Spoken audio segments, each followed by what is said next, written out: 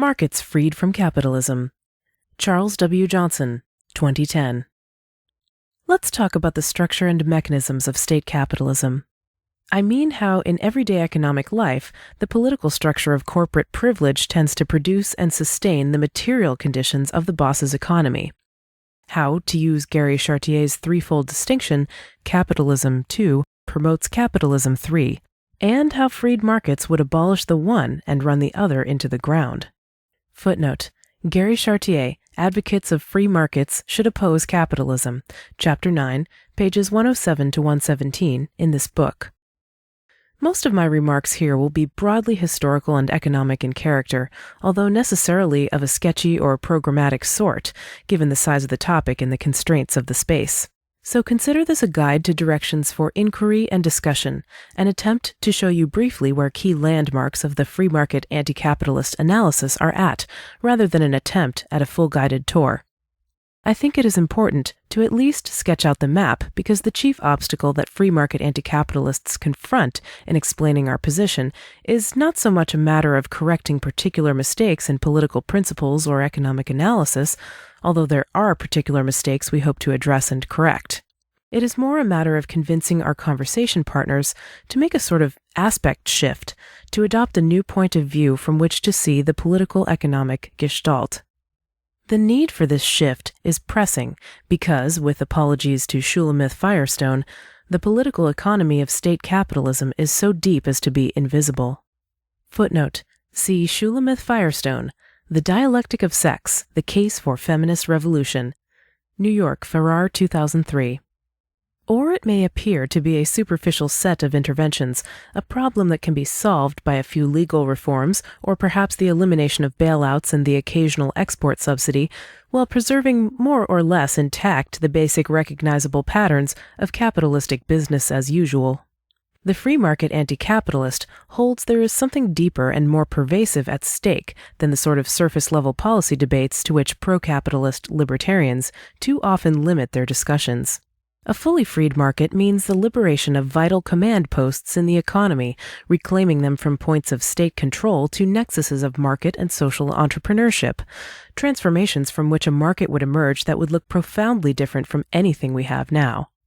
That so profound a change cannot easily fit into traditional categories of thought, for example, libertarian or left-wing, laissez-faire or socialist, entrepreneurial or anti-capitalist, is not because these categories do not apply, but because they are not big enough. Radically free markets burst through them. If there were another word more all-embracing than revolutionary, we would use it. Two meanings of markets. In order to get clear on the topic in a conversation about free market anti-capitalism, the obvious points where clarification may be needed are going to be the meaning of capitalism, the meaning of markets, and the meaning of freedom in the market context. Left libertarians and market anarchists have spent a lot of time and raised a lot of controversy talking about the first topic, whether capitalism is really a good name for the sort of thing that we want, the importance of distinguishing markets from actually existing capitalism, and the possibility of disentangling multiple senses of capitalism. There's been a lot of argument about that, but for the moment, I would like to pass that question by in order to focus on the less frequently discussed side of our distinction. Not the meaning of capitalism, but the different strands of meaning within the term market. The meaning of the term is obviously central to any free market economics, but I would argue that there are at least two distinct senses in which the term is commonly used. Markets as free exchange. When libertarians talk about markets, or especially the market singular, we often mean to pick out the sum of all voluntary exchanges, any economic order based, to the extent that it is based, on principles of personal ownership of property, consensual exchange, free association, and the freedom to engage in peaceful competition and entrepreneurial discovery. Footnote: pro-capitalist economists have often suggested such a broad understanding of markets, even if they have not fully understood or were not willing to fully draw out its implications. For example, Murray Rothbard, Toward a Reconstruction of Utility and Welfare Economics, Ludwig von Mises Institute, 2002, writes that the free market is the name for the array of all voluntary exchanges that take place in the world. Ludwig von Mises, Human Action, A Treatise on Economic Principles, Scholars Edition, Auburn, Alabama, Mises, 1998, writes that there is in the operation of the market no compulsion and coercion. Each man, is free. Nobody is subject to a despot. Of his, own accord, the individual integrates himself, into the cooperative system. The market is not a place, a thing, or a collective entity. The market is a process, actuated by the interplay of the actions of the various individuals cooperating under the division of labor. Page 158. Markets as the cash nexus. But we often also use the term in a different sense, to refer to a particular form of acquiring and exchanging property, that is, to refer to commerce and quid pro quo exchanges, relatively impersonal social relationships on a paying basis, typically mediated by currency or by financial instruments denominated in units of currency. These two senses are interrelated. When they take place within the context of a system of free exchange, the social relationships based on the cash nexus, producing, buying, and selling at market prices, saving money for future use, investing money in productive enterprises, and the like, have all positive, even essential roles in a flourishing free society. I do not intend to argue that these will disappear in a society of equal freedom, but I do intend to argue that they may not look like what you expect them to look like if your picture of commercial relationships is taken from commerce under the conditions of corporate capitalism. Commerce under capitalism does have many of the exploitative and alienating features that critics on the left accuse private enterprise or market society of having, but not because of the enterprise or because of the market. The problem with commerce under capitalism is capitalism, and without it, both freed market exchange and cash nexus commerce will take on a wholly different character. To see how they might come together, we must first attend to how they come apart. However often they may be linked in fact, free exchange and the cash nexus are distinguishable in concept. Markets in the first sense, the sum of all voluntary exchanges, include the cash nexus, but also much more than the cash nexus. If a freed market is the sum of all voluntary exchanges, then family sharing takes place within a freed market, charity is part of a freed market, gifts are part of a freed market, informal exchange and barter are all part of a freed market. Similarly, while markets as free exchange may include capitalistic arrangements so long as they are consensual, they also encompass far more than that. There is nothing in a freed market that prohibits wage labor, rent, corporate jobs, or corporate insurance. But a freed market also encompasses alternative arrangements, including many that clearly have nothing to do with employer-employee relationships or corporate management, and which fit awkwardly at best with any conventional meaning of the term capitalism. Worker ownership and consumer co-ops are part of the market. Grassroots mutual aid associations and community free clinics are part of the market. So are voluntary labor unions, consensual communes, narrower or broader experiments with gift economies, and countless other alternatives to the prevailing corporate capitalist status quo. To focus on the specific act of exchange may even be a bit misleading. It might be more suggestive and less misleading to describe a fully freed market in this sense as the space of maximal consensually sustained social experimentation. The question, then, is whether, when people are free to experiment with any and every peaceful means of making a living, the sort of mutualistic alternatives that I've mentioned might take on an increased role in the economy, or whether the prevailing capitalistic forms would continue to predominate as they currently do. To be sure, the capitalistic arrangements predominate now. Most of the viable ways to make a living are capitalist jobs. Most people either rent their home from a landlord or own it only so long as they keep up with monthly bills to a bank. Large centralized management predominates in companies, and corporations predominate in providing credit, insurance, healthcare, and virtually all capital and consumer goods. Productive enterprises are almost all commercial enterprises.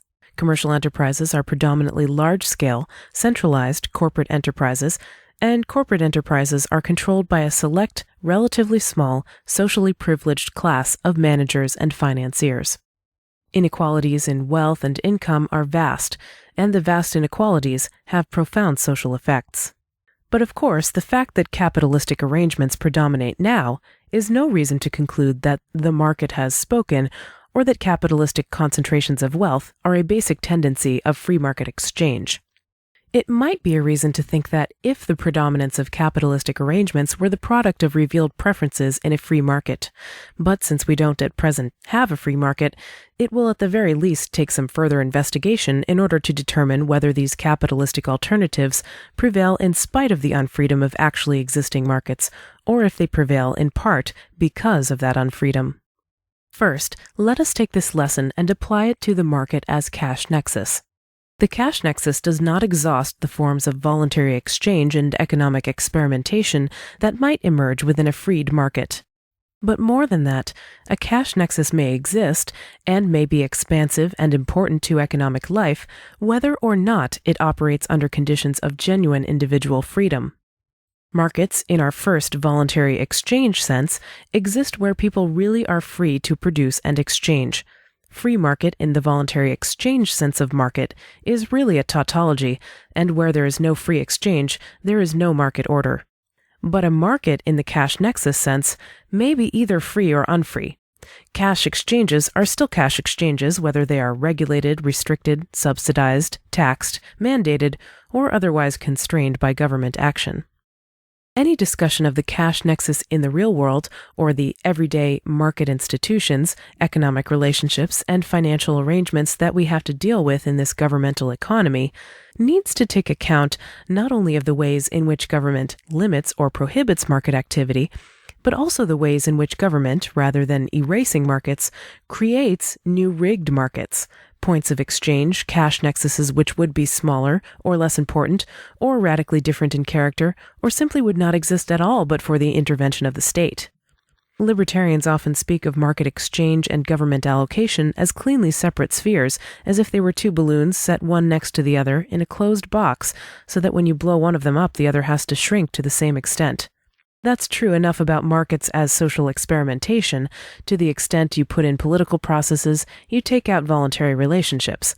But the relationship between cash nexus exchange and government allocation is really more like two plants growing next to each other. When one gets bigger, it may overshadow the other and stunt its growth, but they also climb each other, shape each other, and may even cause some parts of the other plant to grow far more than if they had not had the support.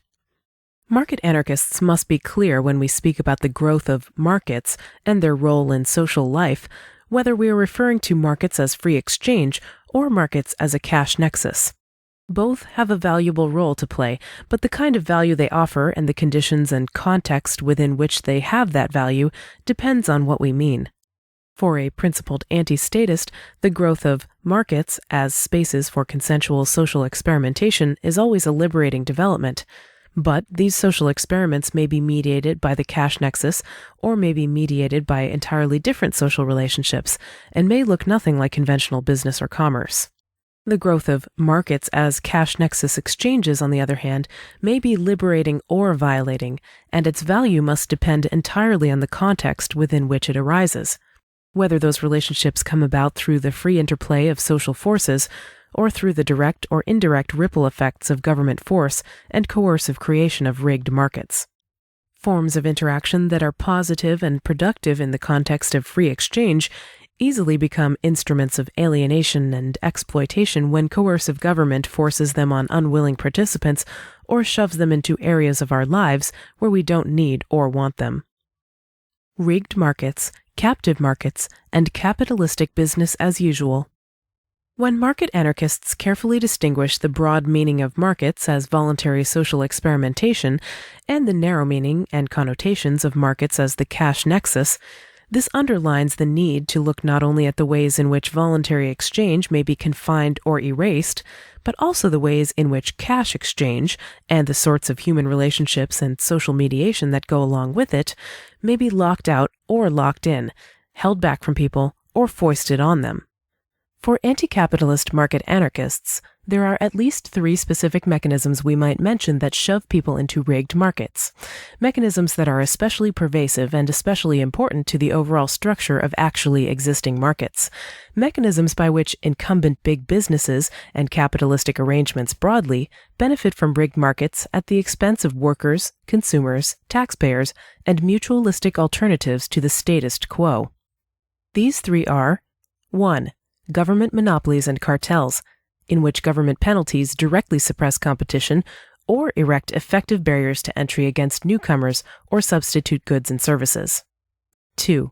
Regressive redistribution, in which property is directly seized from ordinary workers by government expropriation and transferred to economically powerful beneficiaries in the form of tax-funded subsidies and corporate welfare, taxpayer-backed sweetheart loans, the widespread use of eminent domain to seize property from small owners and transfer it to big commercial developers, etc. Footnote: for the most famous recent case of such eminent domain abuse, see Kelo v. New London, 545 U.S. 469, 2005.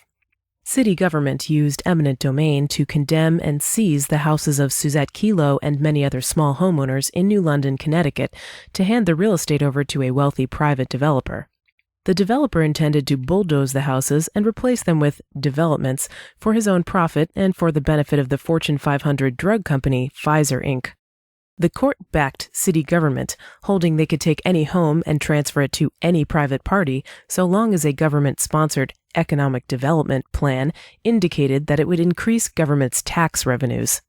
Kelo drew widespread attention to the issue, but similar seizures and transfers, mostly targeted against the neighborhoods of racial minorities, immigrants, and the urban poor, had been widely practiced for decades under the heading of urban renewal. Compare Mindy Fullilove, Root Shock, How Tearing Up City Neighborhoods Hurts America and What We Can Do About It, New York, Random 2005, and Dick M. Carpenter and John K. Ross, Victimizing the Vulnerable, The Demographics of Eminent Domain Abuse, Arlington, Virginia, Institute for Justice, 2007. And 3.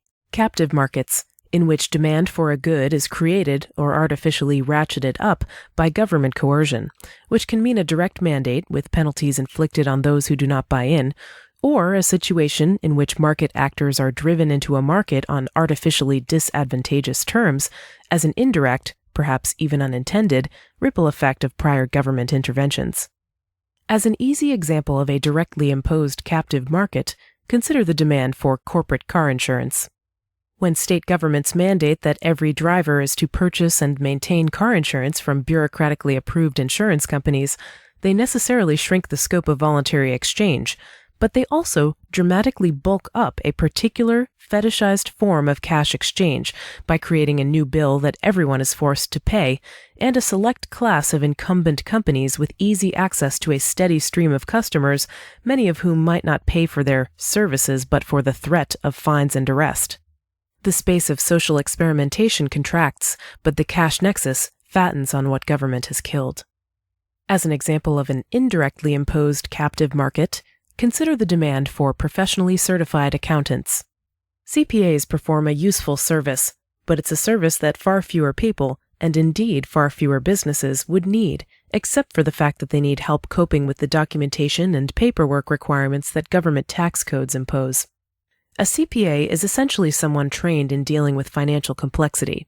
But finances are much more complex than they would be in a free society, precisely because of government taxation and the bizarre requirements and perverse incentives that tend to make things much more complex than they otherwise would be.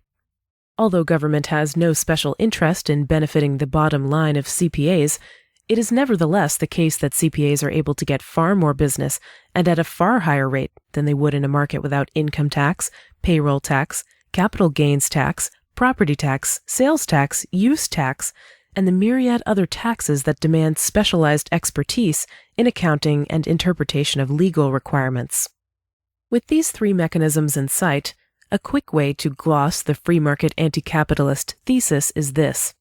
We hold that many of the recognizable patterns of capitalist economics result from the fact that certain key markets, importantly the labor market, housing rental market, insurance and financial markets, and other key markets, are rigged markets, and in particular that they are often indirectly created captive markets, and that the extent to which these needs are met through conventionally commercial relationships under the heading of the cash nexus, rather than being met through other, possibly radically different sorts of social relationships like co-ops, homesteading, sweat equity, informal exchange, loosely reciprocal gift economies, grassroots mutual aid networks, and other mutualistic alternatives, has little to do with people's underlying desires or preferences, and a great deal to do with the constraints placed on the expression of those desires or preferences. Commercial relationships and the cash nexus grow fat because working-class folks in need of houses or jobs are driven into a market where they are systematically stripped of resources and alternatives, where they are constantly faced by artificially high costs, and where they are generally constrained to negotiate with incumbent market players who have been placed in an artificially advantageous position over them through continuous, repeated, and pervasive government interventions in the incumbent's favor. Footnote: see also Charles W. Johnson, Scratching By, How Government Creates Poverty as We Know It. The Freeman, Ideas on Liberty, 57.10, December 2007, pages 33 to 38. Foundation for Economic Education, 2007. Tucker's Big Four and the Many Monopolies. It may be unusual for claims like this to be associated with advocates for market freedom. Free market economics is generally assumed to be the province of pro-business politicians and the economic right. It is usually state liberals, progressives, social democrats, and economic radicals who are expected to argue that people in their roles as workers, tenants, or consumers are shoved into alienating relationships and exploitative transactions, that they are systematically deprived of more humane alternatives, and suffer because they are left to bargain at a tremendous disadvantage with bosses, banks, landlords, and big faceless corporations. But while I agree that this is a radical, indeed socialistic position, I deny that there is anything reactionary, right-wing, or pro-business about the ideal of freed markets. Indeed, it is freed market relationships which provide the most incisive, vibrant, and fruitful basis for socialistic ideals of economic justice, worker emancipation, and grassroots solidarity. Anti-capitalist claims like the ones I have just made may be rarely heard among vulgar, free enterprise apologists now, but they are hardly unusual in the long view of libertarian history. Before the mid-20th century, when American libertarians entangled themselves in conservative coalitions against the New Deal and Soviet communism, free market thinkers largely saw themselves as liberals or radicals, not as conservatives. Libertarian writers, from Smith to Bastiat to Spencer, had little interest in tailoring their politics to conservative or pro-business measurements. They frequently identified capitalists and their protectionist policies as among the most dangerous enemies of free exchange and property rights. The most radical among them were the mutualists and individualist anarchists, among them Benjamin Tucker, Dyer Lum, Victor Yaros, and Voltairine de Cleyre. Tucker, the individualist editor of Liberty, wrote in 1888 that his anarchism called for absolute free trade, laissez-faire the universal rule. But all the while he described this doctrine of complete laissez-faire and free competition a form of anarchistic socialism. Footnote: Benjamin R. Tucker, State Socialism and Anarchism, How Far They Agree and Herein They Differ, Chapter 2, pages 21 to 35 of this book. For Tucker, of course, socialism could not mean government ownership of the means of production. That was state socialism, which Tucker opposed root and branch. What he meant, rather, was workers' control over the conditions of their labor, opposition to actually existing economic inequalities, capitalist labor relations, and the exploitative practices of big business supported by state privilege. For Tucker, the surest way to dismantle capitalist privilege was to knock through the political privileges which shield it, and to expose it, unprotected, to the full range of competing enterprises, including mutualistic enterprise of, for, and by freed workers that genuinely freed exchange would allow. In order to make clear what those privileges were and how they rigged markets in favor of capitalistic big business, Tucker identified and analyzed 4 great areas where government intervention artificially created or encouraged class monopolies, concentrating wealth and access to factors of production into the hands of a politically select class insulated from competition and prohibiting workers from organizing mutualistic alternatives.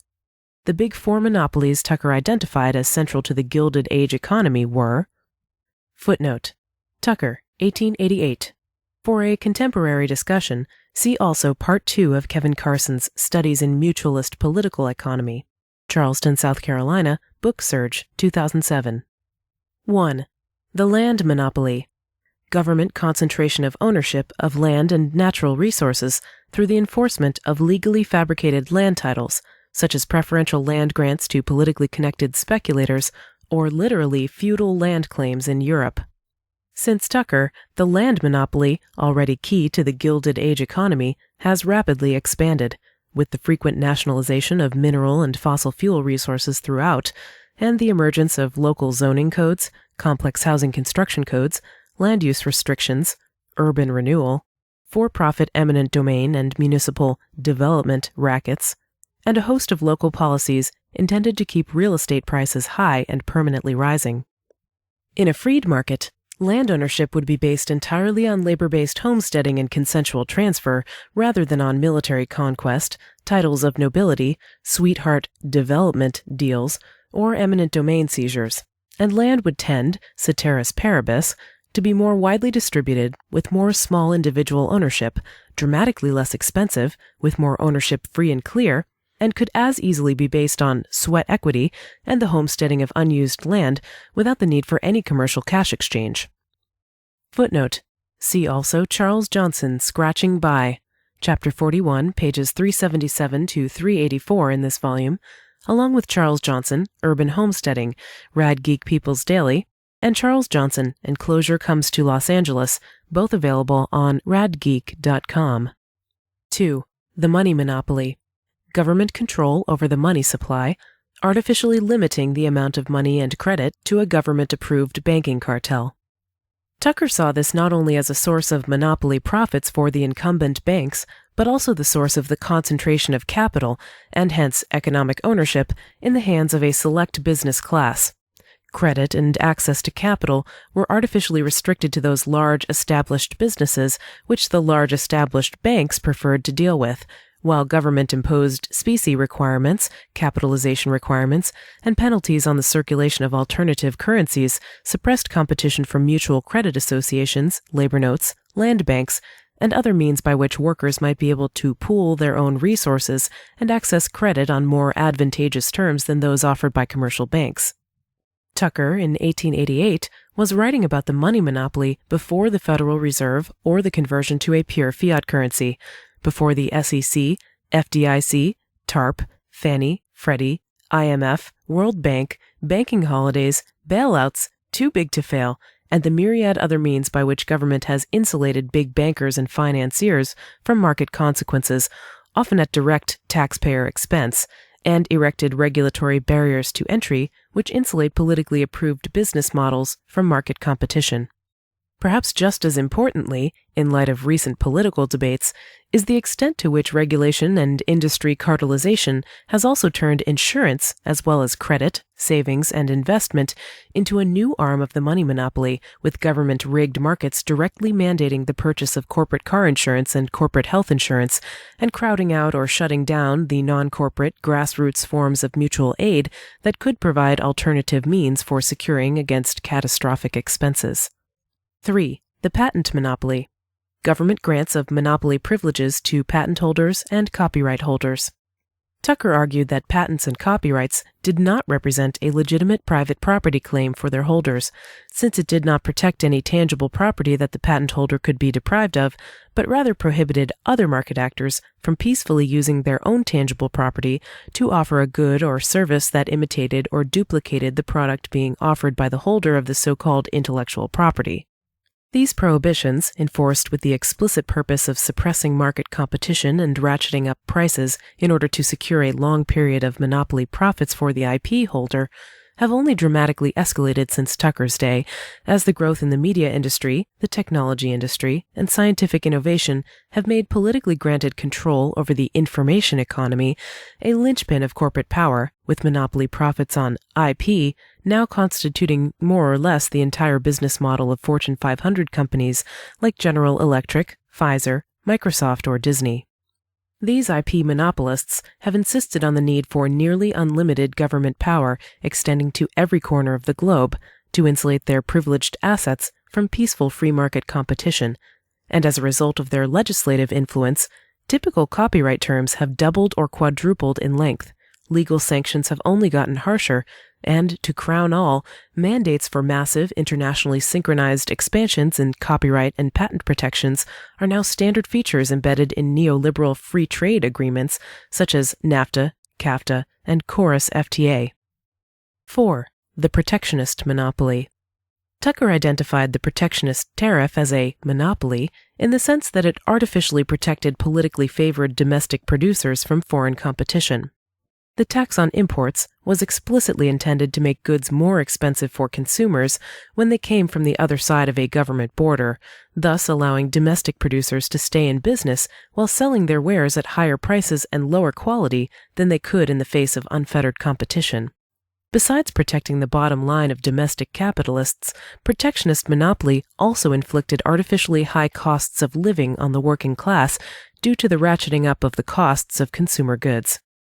Of the Big Four, the protectionist monopoly has seen the most reconfiguration and realignment since Tucker's day, with the rise of multinational corporations and political pressure in favor of neoliberal free trade agreements. The tariff has declined noticeably in political and economic importance since the 1880s. Footnote: these agreements do not actually represent free trade. They represent a shift in coercive trade barriers, not a reduction in them.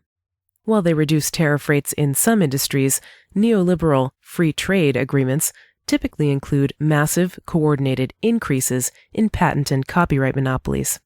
They also are typically accompanied by the large-scale use of government-to-government loans, government land seizures, government-financed infrastructure development projects, and government-granted monopolies to privateering multinational corporations carried out through multi-government alliances such as the International Monetary Fund and the World Bank.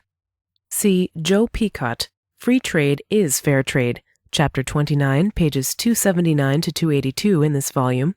Kevin Carson, Free Market Reforms and the Reduction of Statism, Chapter 28, pages 273 to 278 in this volume.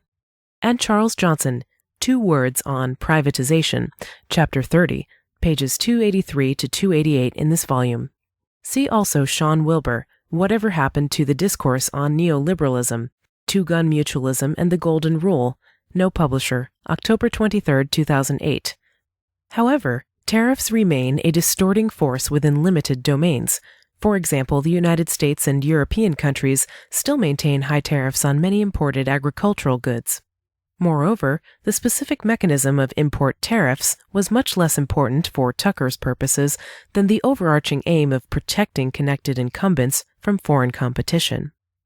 In the 1880s, that meant the protectionist tariff. In the 2010s, it means a vast and complicated network of import tariffs on incoming foreign goods, export subsidies to outgoing domestic goods, the political manipulation of fiat currency exchange rates, and other methods for political control of the balance of international trade. As I've tried to indicate, Tucker's Big Four remain pervasive, and at least 3 of those 4 have in fact dramatically expanded their scope and invasiveness since Tucker originally described them. But besides the expansion and intensification of Tucker's 4, the past century has seen the proliferation and metastatic spread of government regulatory bodies intended to restructure markets and monitor and regiment economic transactions. If we were to try to make a similar list of all the major ways in which local, state, federal, and foreign governments now intervene to protect incumbent interests and place barriers to entry against potential competitors, there's no knowing how many monopolies we'd be dealing in, but I think that there are at least 5 new major monopolies, in addition to Tucker's original 4, and a 6th structural factor, which are worthy of special notice for their pervasiveness and importance to the overall structure of the state-regulated economy. First, the agribusiness monopoly.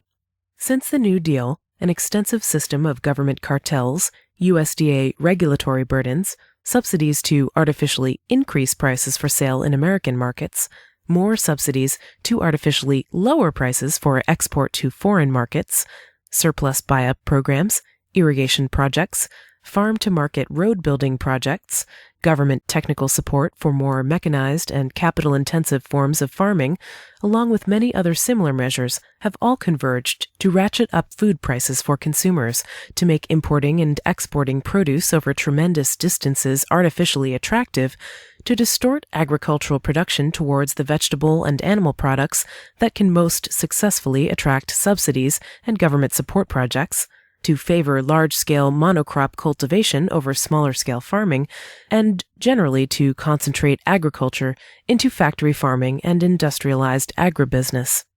Footnote: in particular, the USDA's massive buy-up programs for school lunches and the military, which keep prices high and profoundly skew the agricultural markets by encouraging the overproduction of and providing a guaranteed captive market of last resort for low-grade meat, potatoes, dairy, and other factory-farmed commodity cash crops. Second, there is the security monopoly. Government has always exercised a monopoly on force within its territory, but since the 1880s, government has massively expanded the size of standing military forces, paramilitary police forces, and security and intelligence agencies. The past century has, thus, seen the creation of a gigantic industry full of monopsonistic rigged markets catering to the needs of government security forces, and with a flourishing ecosystem of nominally private companies that subsist largely or entirely on tax-funded government contracts which, because they are tax-funded, are coercively financed by captive workers but controlled by government legislators and agencies. In addition to companies like Lockheed Martin, General Dynamics, Raytheon, DynCorp, Blackwater, XE Services, and the rest of the military-industrial complex, the security monopoly also includes the growing number of companies such as Taser, footnote, manufacturer of widely used mobile electrical torture devices for government police forces, American Science and Engineering, footnote, manufacturer of widely used backscatter sexual assault devices for the Transportation Security Administration, or Wackenhut Geo Group, footnote, manufacturer of widely used tax-funded corporate-run prisons for several state governments, which cater primarily to government police forces and other homeland security agencies.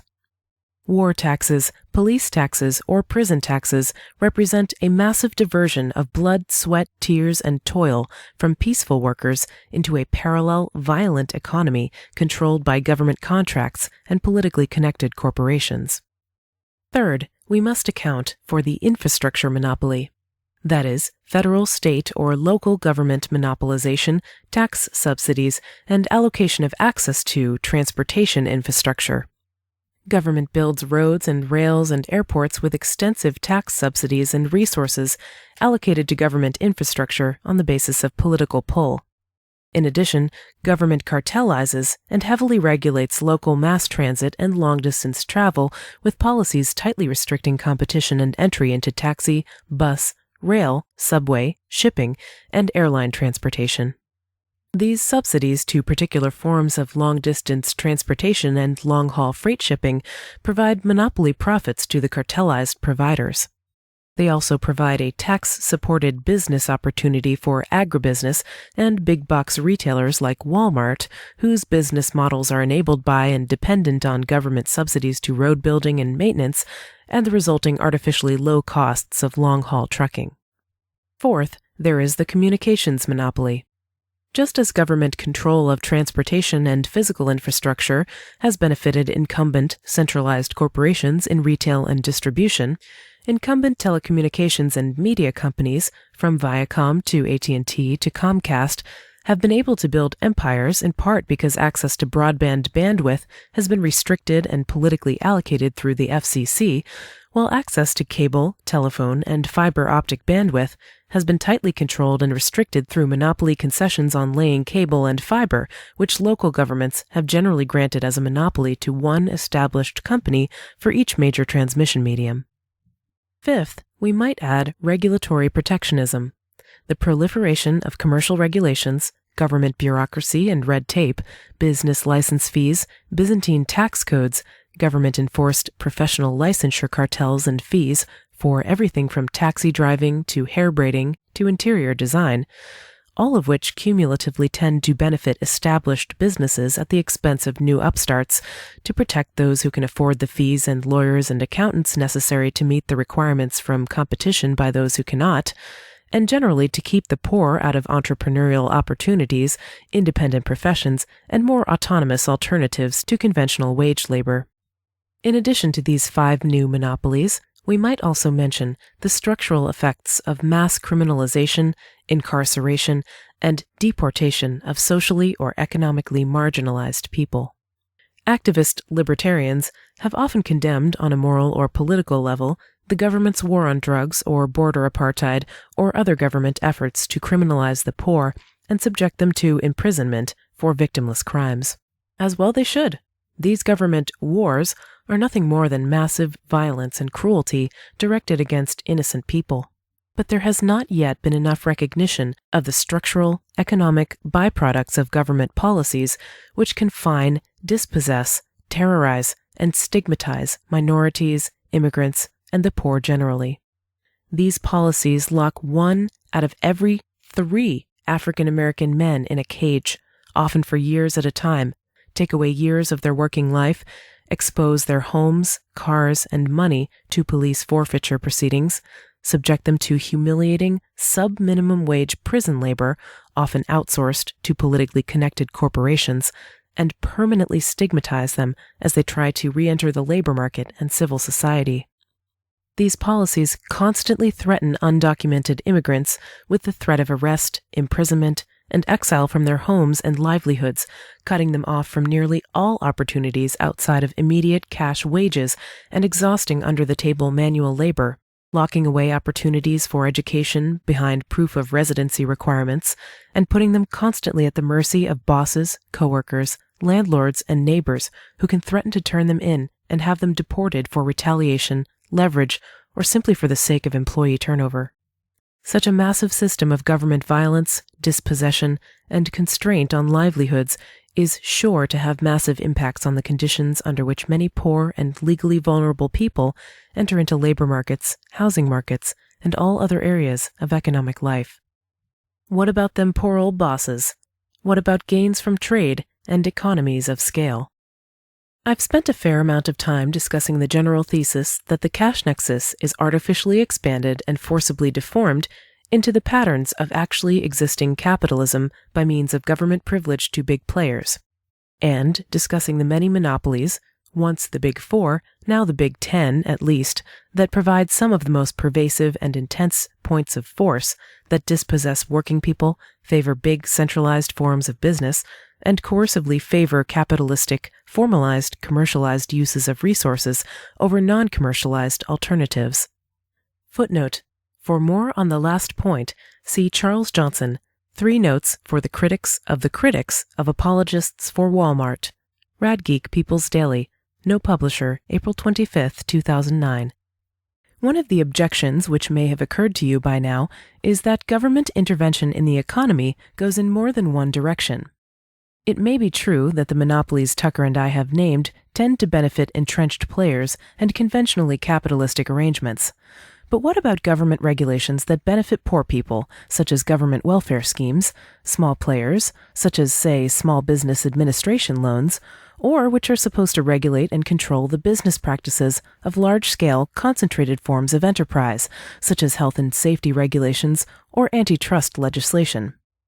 First, this kind of response seems to suggest an unjustified faith in the efficacy of government regulation and welfare state programs to achieve their stated ends. In fact, as I've already suggested, much of the progressive regulatory structure, supposedly aimed at curbing big business, has mainly served to cartelize big business and to create large fixed costs which tend to drive out potential competitors from the rigged markets in which they have entrenched themselves. Historical work by Gabriel Kolko and Butler Schaefer has, I think, convincingly shown that these regulatory measures mainly served to rigidify the positions of existing market incumbents and to bail out failing cartelists so as to prevent freedom from disrupting a well-regulated market. Footnote: Gabriel Kolko, The Triumph of Conservatism, a Reinterpretation of American History, 1900 to 1916, New York, Free 1963. Footnote: Butler Schaeffer, In Restraint of Trade, The Business Campaign Against Competition, 1918 to 1938. Lewisburg, Pennsylvania, Bucknell University Press, 1997. Nor was this generally an accident. These measures were, most often, passed at the behest of the incumbent companies, which hoped to see their competitors squashed by the compliance costs. There are good a priori reasons, from the public choice analysis of the incentives faced by politically appointed regulators, to believe that such regulatory efforts will always be highly prone to capture by the concentrated interests of market incumbents to be wielded against the dispersed interests of consumers, workers, and would-be startup competitors. Second, it is important to keep in mind questions of priority and scale. While I object to SBA loans, OSHA, antitrust legislation, social welfare programs, and other government interventions as much as any other free marketeer, I think that in this age of trillion-dollar bank bailouts, it ought to be clear that even if government is putting its finger on both sides of the scale, one finger is pushing down a lot harder than the other. Footnote: A few years back, I received a $600 check from the United States Department of the Treasury during the tax rebate program, supposedly for the sake of economic recovery. At about the same time, AIG received an $85 billion check from the United States Department of the Treasury, also supposedly for the sake of economic recovery. But it would strain credulity to say that this means that bailout capitalism is subsidizing the little guy just like how it subsidizes entrenched corporate players. You may also be concerned that I have had so little to say so far about some of the conventional explanations that free market economists have offered for the efficiency and scalability of capitalistic arrangements. Arrangements based, for example, on the division of labor or on economies of scale or gains from trade. But I am not denying the value of either the division of labor or gains from trade. I am suggesting that labor and trade might be organized along different lines than they are currently organized, in alternative forms of specialization and trade such as co-ops, worker-managed firms, or independent contracting, with comparatively less centralization of decision-making, less hierarchy, less management, and in many cases, more trade and entrepreneurial independence among the workers involved. Centralized, capitalistic forms of organization are only one sort of cash nexus among many others, and the cash nexus itself is only one way of facilitating a division of labor and a mutually beneficial exchange to take place. Returning to the broader sense of markets as a space of social experimentation, there are all kinds of other social experiments, not necessarily based on quid pro quo exchanges or on cash media, that provide places for people to meet, work, and swap. If the Big Ten and the many monopolies prove anything, it is that there are numerous areas of life in which people are not choosing to divide their labor or make trades through the medium of corporate commerce. There are many areas of life where they would rather not be spending much or any money at all, but are shoved into doing so, and shoved into doing so with a boss, landlord, or faceless corporation, when a freed market would allow them to divide their labor in other ways, trade for other things, or trade for what they need by means other than an invoice and cash on the barrelhead. It is also common to point to economies of scale as an economic reason for believing that large, centralized corporations, industrial agribusiness, etc., would survive even without the government subsidies and monopolies they currently enjoy, so long as they had a market arena to compete in. But while I'd hardly deny the importance of economies of scale, I think it is important to remember that economies of scale represent a trade-off between gains and losses. There are diseconomies of scale, just as there are economies of scale. As scale increases, so do the costs of communication and management within the larger workforce, the costs of maintaining heavier equipment, the difficulty of accounting and efficiently allocating resources as more transactions are internalized within the firm, and the difficulty of regearing such a large mechanism to respond to new challenges from new competitors and changing market conditions. Footnote: For a detailed discussion of the diseconomies of scale, see Kevin A. Carson, Economic Calculation in the Corporate Commonwealth, Chapter 22, pages 213 to 222 in this volume. The question is not whether or not there are economies of scale. There are. and there is also a point at which the economies of scale are outweighed by the diseconomies. The question is where that point is, and whether, in a free market, the equilibrium point would tend to shift towards smaller scales or towards larger scales. When government monopolies and rigged markets artificially encourage large, consolidated, bureaucratic forms of organizations which can better afford the high fixed costs imposed by regulatory requirements, can better lobby for subsidies, can better capture regulatory bodies and use them to advance their own interests, etc., that shifts the balance by forcing up the rewards of scale. When the same measures punish small competitors in favor of market incumbents, and especially when it punishes informal, small-scale community or personal uses of scarce resources in favor of formalized commercial uses, government forcibly pushes the diseconomies of scale down by suppressing competitors who might eat the eggs of the political economic dinosaurs. In both cases, the most pervasive and far-reaching forms of government economic intervention tend to deform economic life towards formalization, commercialization, consolidation, hyperthyroidal scale, and the complex hierarchy that's needed to manage it. Not because these things are naturally demanded by economies of scale, but rather because they grow out of control when the costs of scale are socialized and the competitive pressures and alternatives burned out by government monopoly. Is this all just a semantic debate? When market anarchists come out for free markets but against capitalism, when they suggest that it's important not to use the term capitalism to describe the system that we are for and fit out their position with the rhetoric and social identity of the radical left, conventionally pro-capitalist libertarians often charge that the market anarchists are just playing with words or trying to change the vocabulary of our message in a misguided ploy to appeal to people who do not share our economic views. Footnote: Jackson Reeves' letter to Walter Block quoted Walter Block and Jackson Reeves. Capitalism yesterday, capitalism today, capitalism tomorrow, capitalism forever. LouRockwell.com, Center for Libertarian Studies, March 26, 2010. Available at LouRockwell.com. The letter was in response to some recent anti-capitalist statements aired by Sheldon Richman. There is not much to say to that, except to ask just who wrote this message we are supposed to be sharing with the economic right, and to point out that the use of capitalism, in any case, really is more complicated than that. There are several meanings attached to the word which have coexisted historically. Those meanings are often conflated and confused with each other, and capitalism 1, the peculiar technical use of the term by pro-capitalist libertarians to refer strictly to free markets in the very broadest sense, markets as spaces of unbounded social experimentation, is only one historical use among many, neither the original use nor the use that's most common today. Footnote: Capitalism, or capitalisme, first appears as a term used to describe a political economy system of production in French radical literature of the mid-19th century.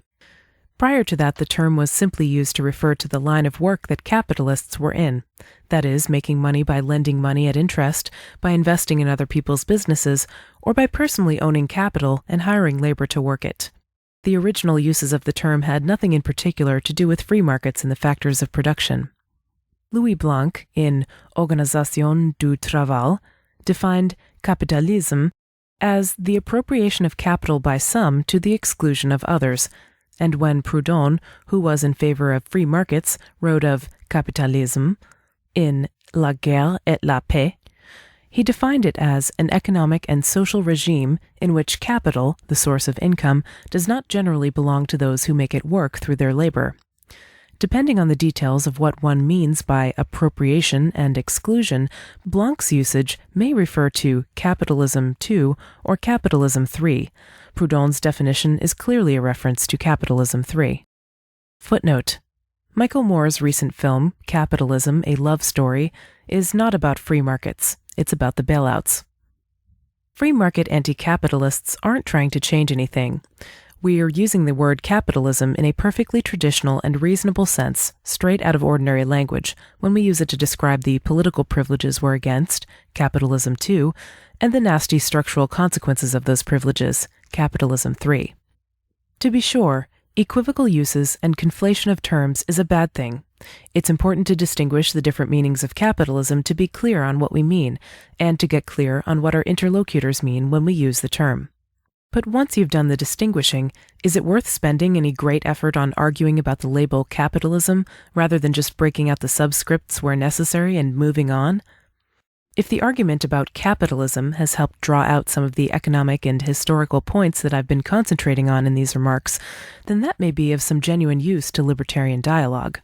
But once those points are drawn out, aren't they the important thing, not the terminological dispute? And aren't they something that nominally pro-capitalist libertarians would also immediately object to if asked? All libertarians, even nominally pro-capitalist libertarians, oppose corporate welfare, government monopolies, regulatory cartels, and markets rigged in favor of big business. So why worry so much about the terminology? I certainly sympathize with the impulse. If I had to choose between debates about the word capitalism and debates over the state corporatist interventions I've been discussing, I think the latter is always going to be a lot more important. When we try to understand what other people say about markets or capitalism, considerations of charity absolutely call for this kind of approach. When a libertarian writer praises capitalism, meaning freed markets, or when a libertarian writer condemns capitalism, meaning corporatist privilege or boss economies, then the best thing to do is just take them on their own terms and interpret their argument accordingly. But there's a lot to argue about here that's not just labels, and it's not always clear that that's something we all readily agree on. What about when it's not clear that the writer has really consistently held on to the distinction between free markets and actually existing capitalism? Footnote. For examples, see the critical discussion in Roderick Long, Corporations versus the Market, or Whip Conflation Now, Chapter 20, pages 201 to 210 in this volume. Kevin Carson, Vulgar Libertarianism, Neoliberalism, and Corporate Welfare, a compendium of posts. Mutualist blog, Free Market Anti-Capitalism. No publisher, September 9, 2006. Charles Johnson, El Pueblo Unido Jamás Será Vencido. Radgeek People's Daily. No publisher, March 23, 2005, etc. What about when we're not just talking about single positions on isolated policy proposals, but talking about the bigger picture of how it all works, not just the individual pieces, but the gestalt picture that they form when fitted together? When, that is, it really starts to matter not only how a writer would answer a list of questions if asked, but also which questions she thinks to ask in the first place, which features of the situation immediately come to mind for analysis and criticism, and which features are kept left as afterthoughts. This raises the question of paradigm cases, of what sorts of examples we take as typical or characteristic, or especially illustrative of what freed markets would be and how they would work. When we are looking at the broader picture, at how political and economic structures play off of each other, we're talking about a structure that has a foreground and a background, more important and less important features. And one of the important questions is not just what may be encompassed by the verbal definitions given for our terminology, but also what sorts of paradigm cases for markets and voluntary society the terminology might suggest, and whether the cases it suggests really are good paradigm cases, whether they reveal something important about free societies, or whether they conceal or obscure it. Identifying a free market position with capitalism, even if you are absolutely clear that you just mean capitalism 1, theoretically including all kinds of market exchange and voluntary social experimentation outside the cash nexus, offers a particular picture of what's important about and characteristic of a free society, and that picture tends to obscure a lot more than it reveals. When we picture freed market activity, what does it look like? Is our model something that looks a lot like business as usual, with a few changes here and there around the edges?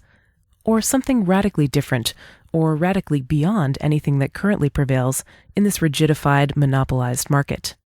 Do we conceive of and explain markets on the model of a commercial strip mall, sanitized, centralized, regimented, officious, and dominated by a few powerful proprietors and their short list of favored partners to whom everyone else relates as either an employee or a consumer? Or do we instead look at the revolutionary potential of truly free markets to make things messy? how markets without the pervasive control of state licensure requirements, regulation, inspections, paperwork, taxes, fees, and the rest so often look more like a traditional image of a bazaar, decentralized, diverse, informal, flexible, pervaded by haggling, a gathering for social intercourse just as much as stereotypical commerce, and all of it kept together by the spontaneous order of countless small-time independent operators who quickly and easily shift between the roles of customer, merchant, leisure seeker, independent laborer, and more besides. Footnote: the images of the strip mall and the bazaar are taken from my concluding paragraph in Scratching By. Those images were inspired by and modified from Eric Raymond's use of the cathedral and the bazaar to explain and defend hacker culture and open-source software. When markets are associated with a term like capitalism, which is historically so closely attached to workplace hierarchy and big business, and a term which is so linguistically connected with the business of professional capitalists, that is, people in the business of renting out accumulated capital, this naturally influences the kind of examples that come to mind, fetishizing the business of professionalized capitalists at the expense of more informal and simply non-commercial forms of ownership, experimentation, and exchange. It tends to rig the understanding of markets toward an exclusive focus on the cash nexus, and it tends to rig the understanding of the cash nexus toward an exclusive focus on the most comfortably capitalistic, hierarchical, centralized, formalized, and business-like sorts of enterprises, as if these were so many features of the natural landscape in a market rather than the visible results of concerted government force. Freeing the freed market from the banner of capitalism, on the other hand, and identifying markets with the opposition to mercantile privilege, to the expropriation of labor, and to the resulting concentrations of wealth in the hands of a select class, brings a whole new set of considerations and examples into the foreground. These new paradigm cases for free markets are deeply important if they encourage a wider and richer conception of what's in a market, a conception which doesn't just rhetorically include mutualistic alternatives and social experimentation outside the cash nexus as some sort of bare possibility or marginal phenomenon, but actually encourages us to envision markets pervaded by these forms of free association and exchange, to see how non-capitalist and non-commercial experimentation might take on a prominent, even explosive role in an economy freed from the rigged markets and many monopolies of state-supported corporate capitalism. The free market anti-capitalist holds that it's precisely because of those rigged markets that we have the strip mall rather than the bazaar, and precisely because we have the strip mall rather than the bazaar that so many working-class folks find themselves on the skids, trapped in precarious arrangements at the mercy of bosses, landlords, bill collectors, and insurance adjusters, reeling from sky-high medical bills or endless rent and debt, confronted by faceless corporations, hyper-commercialized society, and a cold, desperate struggle to scrape by in a highly rigidified capitalist's market. Since this cruel predicament is so central to how most people experience the market in everyday life, it's vital for market anarchists to clearly mark out the different positive, disruptive possibilities markets offer for a liberated civil society. The social problem is not the fact of market exchange, but rather the deformation of market exchange by hierarchy and political privilege. We must show what commerce might look like without capitalism, and what markets might look like when commercial dealings are only one kind of dealing among many, chosen where they are the most positive and pleasant way to take care of things, not where they are foisted on us by grim necessity. Our words must be revolutionary words, and our banners must not be banners that bury radical alternatives under conservatism and privilege. They must be banners that honestly and bravely hold out the promise of radical social and economic transformation.